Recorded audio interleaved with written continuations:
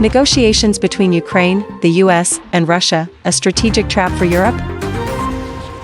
Former US Marine Corps intelligence officer Scott Ritter recently stated on YouTube that negotiations between Ukraine and the US had been pre-planned to force Europe to stop escalating the conflict and begin peace talks. According to Ritter, everything was orchestrated in advance. Why did European leaders suddenly accept a ceasefire after the meeting in Jeddah? Previously, they had firmly declared their intention to bring about Russia's military defeat. Ritter described the meeting as a farce rather than a serious negotiation. He claimed that details of the peace resolution had already been discussed directly between Russian President Vladimir Putin and former US President Donald Trump in phone calls. Ritter emphasized that this is a trap for Europe. According to him, the US is withdrawing from Europe, but that can only happen if peace is established between Europe and Russia. Ukraine is the first step, but lasting peace between Europe and Russia is the key factor.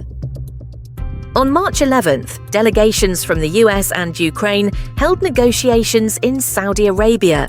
The office of Ukrainian President Volodymyr Zelensky issued a joint statement with Washington, indicating that Kyiv was ready to accept a 30-day ceasefire proposed by the US President Putin, stated that Russia generally supports the initiative, but highlighted key issues that need to be addressed, including how Ukrainian troops could withdraw without engaging in further combat. President Trump expressed optimism regarding Moscow's signals, emphasizing that negotiations were going quite well.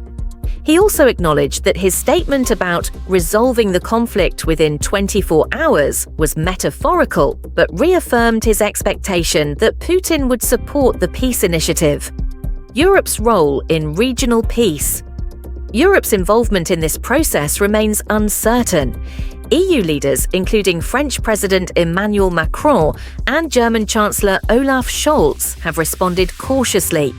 The key question is whether Europe is prepared to take an active role in promoting peace, or if it will continue to depend on US strategy. This event marks a turning point in international politics, as the US appears to be adjusting its strategy, putting Europe in a position where it must decide its own course in its relations with Russia.